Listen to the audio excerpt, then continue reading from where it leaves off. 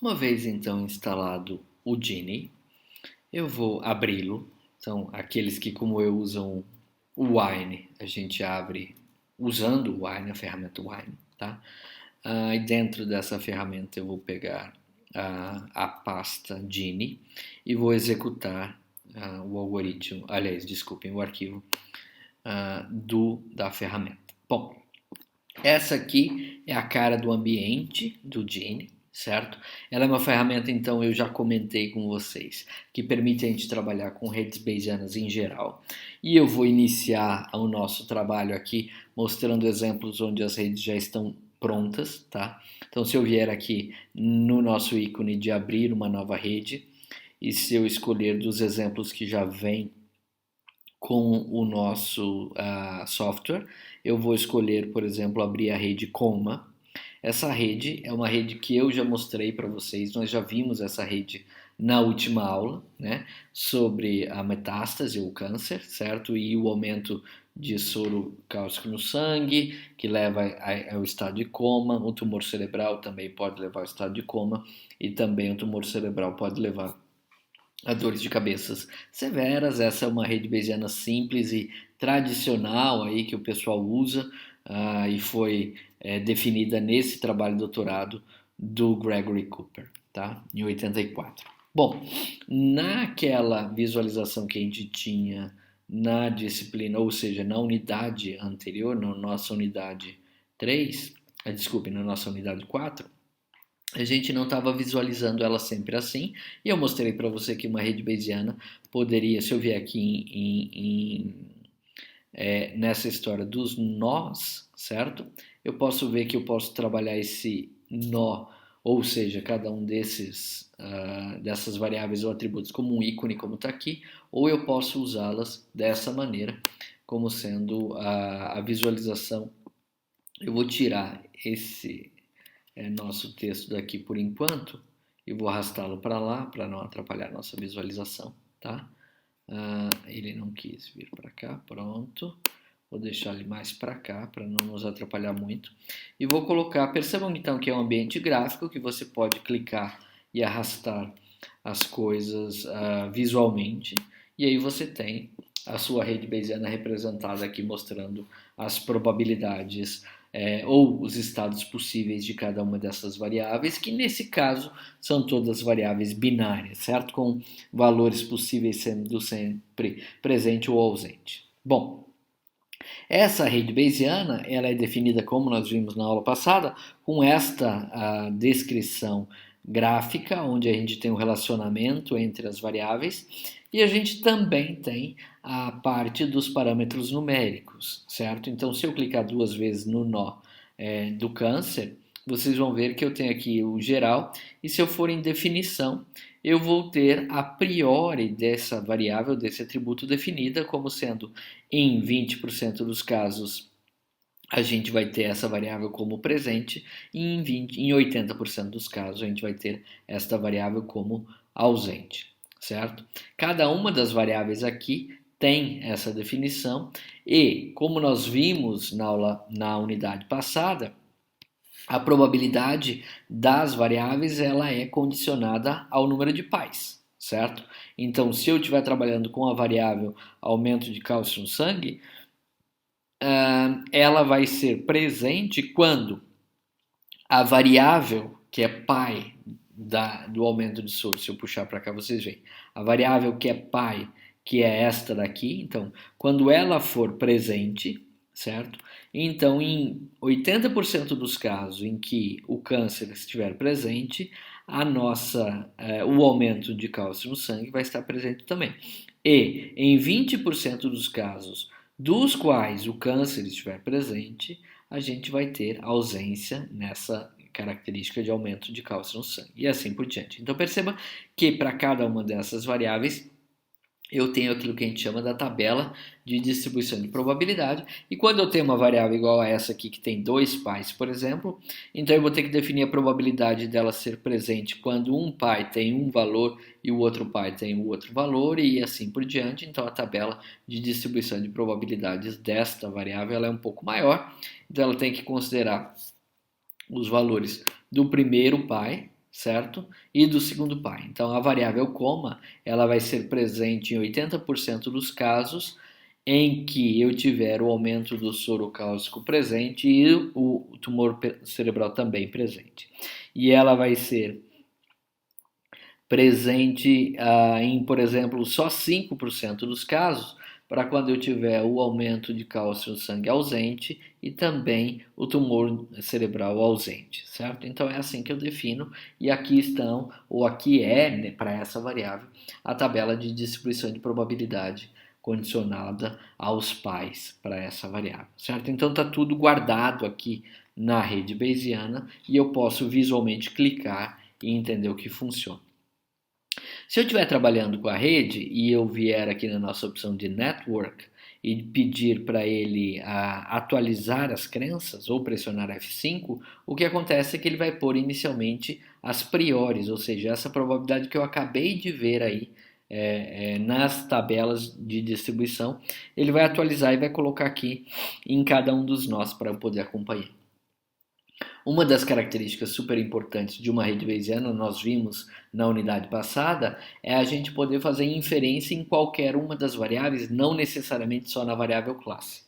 Então, suponha, por exemplo, que eu recebi uma informação de que o paciente está em coma, então eu posso vir e dizer aqui, ó, a variável coma está com valor presente para esse caso. Então percebam que presente ficou 100%. E agora eu posso querer saber o que acontece com as outras variáveis. Então, as outras variáveis tiveram a sua atualização nas probabilidades de cada um dos valores possíveis. Percebam que eu posso usar um ambiente aqui e dizer que eu quero que as atualizações sejam imediatas e sempre que eu faço alguma coisa a atualização seja constante. Então, suponha que eu clique em ausente, ele atualiza, se eu clico em presente, ele atualiza. Essa minha variável, ela passa a ser trabalhada dessa maneira aí, tá? Eu posso também clicar nesse nosso íconezinho que está aqui, definindo a variável, ou limpar e voltar ao que eu tinha anteriormente. Bom, esse é o funcionamento, então, que nós já havíamos visto nos slides da unidade passada. Eu não tinha apresentado isso na ferramenta, mas é assim que a gente trabalha e essa ferramenta permite, então, que a gente possa utilizar o mecanismo de inferência para qualquer uma das variáveis que a gente queira saber.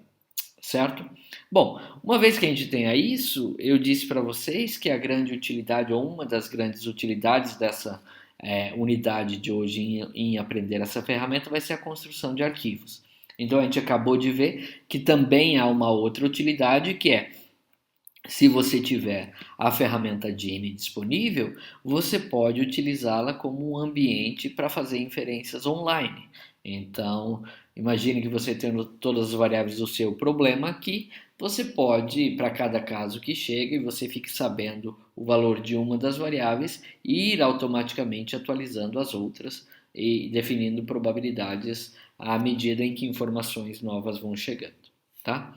Bom, mas eu vou fechar essa rede então. Percebam que vocês podem brincar com isso e abrir várias outras que vêm aí disponíveis no Gini, né? Então, por exemplo, aqui tem uma outra que é bastante usada também. Eu vou tirar isso daqui, que é para definição se um banco ou uma instituição financeira deve aprovar crédito para uma pessoa ou não, certo? E essa aprovação de crédito é simplificada, aqui perceba que é uma rede simplificada, mas eu tenho a renda, eu tenho qual a profissão, qual aquilo que a gente prevê da renda futura e etc., a idade da pessoa, e aí ele tenta prever se vale a pena você dar crédito para essa pessoa ou não, né? A definição aqui, perceba que o crédito é positivo ou negativo, se vale a pena ou não, e ele vai trabalhar com base nos pais dessa variável aqui, que são esses 4 aqui,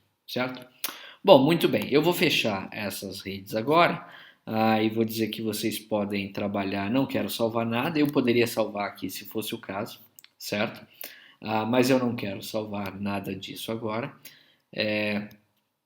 e vou pensar no mecanismo que também é importante para a gente, que é a ideia de usar esta ferramenta Gini para construir redes bayesianas com auxílio de especialista, por exemplo, ou para tentar simular o comportamento de algum problema que a gente queira.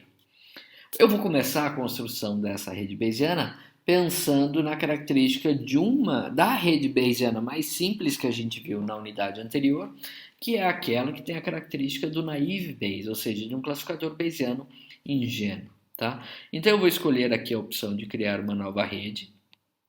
Clicando aqui, ele abre essa nova área para a gente poder construir a rede.